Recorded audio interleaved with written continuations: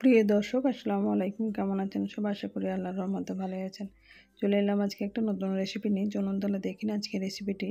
আজকে বানিয়ে নেব খাসা চাল দিয়ে কাতলা মাছের মাথা মুড়ি ঘন্ট রেসিপি। আমরা এর আগে মুগ ডাল দিয়ে রেসিপি শেয়ার করেছিলাম। এর জন্য প্রথমে আমি দুটো মাথা পরিষ্কার করে ধুয়ে নিয়ে এখানে দিয়ে দিচ্ছি লবণ, হলুদ গুঁড়ো, রসুন, আদা, লঙ্কা বাটা, পেঁয়াজ বাটা। এটা দিয়ে এটাকে ভালোভাবে আমি মেখে নেব। এদিকে মাখিয়ে নেব, এটা আধ ঘন্টা রেস্টে রেখে দেবো। এইদিকে আমি একটা ফ্রাই প্যান নিয়েছি, তাতে আমি এখানে তেজপাতা, এলাচ, শুকনো লঙ্কা, গোলমরিচ এগুলো দিয়ে,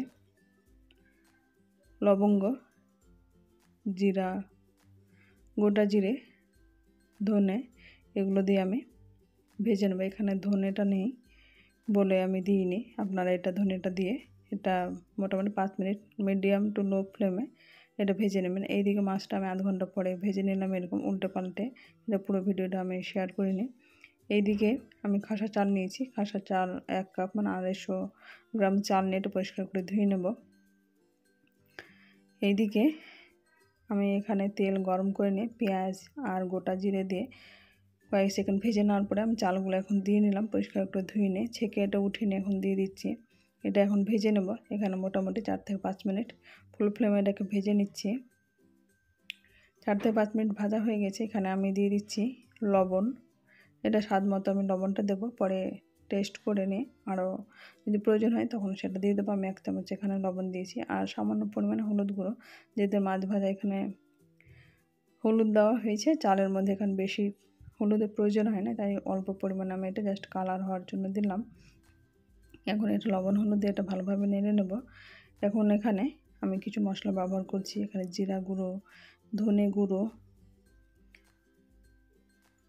রসুন বাটা, আদা বাটা, লঙ্কা বাটা, এগুলো সবগুলোই আমি ব্যবহার করব। এখানে চাইলে আপনার পাউডারও ব্যবহার করতে পারেন। আমি এগুলো টাটকা সবগুলোই ফ্রেশ এটা বেটে নেওয়া আছে, সেগুলো আমি 1 চামচ করে দিয়ে দিলাম। এখানে লঙ্কার পরিমাণটা আপনার কম বেশি করে নেবেন, যেমন খাবেন ঝাল সেই হিসেবে এখানে ব্যবহার করবেন। এখন চালটা দেখে বুঝতে পারছেন নেড়ে চেড়ে এরকম কিন্তু অনেকটা ঝরঝরে হয়ে গেছে। এখানে ভাজার সময় কিন্তু এরকমভাবে মিডিয়াম ফ্লেম করে ভেজে নিতে হবে। এখন যেহেতু লেগে যাওয়ার সম্ভাবনা থাকে, তাই এটা একটু সময় নিয়ে এটাকে ভাজতে হবে। এটা মাঝে মাঝেই নেড়ে দিতে হবে যাতে না লেগে যায়। এটা ভাজতে ভাজতে কিন্তু চালের কিন্তু একটা ফ্লেভার বেরিয়ে গেছে। এখন যে মাছগুলো আমি ভেজে রেখেছিলাম, এটা কড়া করে মাছটা কিন্তু ভেজে নিতে হবে। এরকম কড়া করে ভাজলে এটা একটু সেদ্ধ হলে কিন্তু গলে যায় আর ফ্লেভারটা খুব সুন্দর আসে, মাছ ভাজার টেস্ট আলাদা রকমের হয়ে যায়। এখন এটা নেড়ে চেড়ে আমি অল্প পরিমাণে জল দিয়ে দেবো। মাছটা ভালোভাবে এর মধ্যে সেদ্ধ হবে আর চালটাও সেদ্ধ হয়ে যাবে। এখানে 250 গ্রাম চালের জন্য এখানে ঝোলের পরিমাণ যতটা খাবেন সেই হিসাবে জলটা দিতে হবে। আমি এখানে একটা টমেটো, এটা কালার একটু টমেটো যাতে হয় তাই আমি একটা টমেটো দিয়ে দিলাম। এখানে অল্প পরিমাণে জল দিয়ে এখানে 1 কাপ মতো আমি জল দিয়েছি। এখন এটা দিয়ে আমি মিডিয়াম ফ্লেম করে নিয়ে এটা ঢাকনা দিয়ে সেদ্ধ করে নেব। এটা সেদ্ধ মোটামুটি হয়ে গেছে। এখন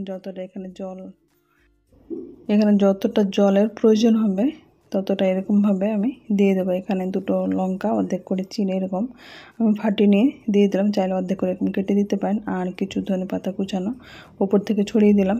এখানে সেদ্ধ ভালোভাবে হয়ে গেছে, মশলাগুলো ভালোভাবে কষা হয়ে গেছে, ফ্লেভার খুব সুন্দর এসছে। এরকমভাবে আমি নেড়ে চেড়ে আরও এখানে 1 বাটি জল আমি দিয়ে দিলাম। যেই কাপে মেপে দিয়েছিলাম সেই কাপে আমি এখানে ডবল জল দিলাম।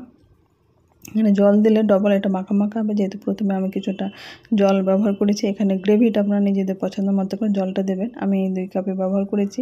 যেমন আমরা পোলাও রান্না করে ডবল জল দিই, সেইভাবে কিন্তু এখানে মুড়ি ঘন্টের জন্য আমি ব্যবহার করেছি যাতে সেদ্ধ হয়। এখানে বেশি আমি গ্রেভি করিয়ে নিয়ে এটা মাখা মাখা করে নেব। এখন এটা জল দিয়ে, এটা গরম জল কিন্তু আমি ব্যবহার করেছি। নাড়াচাড়া ঢাকা দিয়ে এটা মোটামুটি আমি 2 মিনিট মতো ফুল ফ্লেমে ফুটিয়ে নিয়ে এখন ঢাকনা উঠিয়ে দেখাচ্ছি। এখানে আমি কিছুটা গরম মশলা গুঁড়ো দিলাম আর ভাজা মশলা গুঁড়ো, এটা হোমমেড আছে যেটা ভাজা মশলা করলাম আমি, এটা দিয়ে দিলাম গুঁড়ো করে নিয়ে। আর গরম মশলা গুঁড়োটা অবশ্যই দিতে হবে। আর কিছুটা আমি বেরেস্তা আগে থেকে করে রেখেছিলাম, সেই বেরেস্তাটা দিলে কালারটা বেশ ভালো আসে আর মুড়ি ঘন্টের টেস্টটা বেশ ভালো হয়। এখন এটা নেড়ে চেড়ে দেখে বুঝতে পারছেন অনেকটা গ্রেভি হয়ে গেছে আর সবগুলোই মাছের মাথা ভেঙে গেছে ভালোভাবে আর চালটাও সেদ্ধ হয়ে গেছে। এরকমভাবে নেড়েচেড়ে এখন আমি লবণটা টেস্ট করে নেব। প্রয়োজন হলে এখানে ডালটা দেখে বুঝতে পারছেন চালটা কতটা এখানে সেদ্ধ হয়েছে, একেবারে পারফেক্ট সেদ্ধ হয়ে গেছে। এখন গরম মশলার একটা গুঁড়ো ছড়িয়ে দিই। এখানে এখন বেশিক্ষণ আর ফোটাবো না, এখানে মোটামুটি 2-3 মিনিট ফুটিয়ে নিয়ে ওভেন বন্ধ করে দেবো। এরকমভাবে দেখে বুঝতে পারছেন একেবারে মাখা মাখা হয়ে গেছে। এখন একটা সার্ভিং বাটিতে এরকমভাবে উঠিয়ে নেব। খুব সহজে তৈরি হয়ে গেছে ভোজবাড়ি স্টাইলে মুড়ি ঘন্ট রেসিপি। আমার রেসিপিটি কেমন লাগলো আপনারা অবশ্যই কমেন্ট বক্সে কমেন্ট করবেন।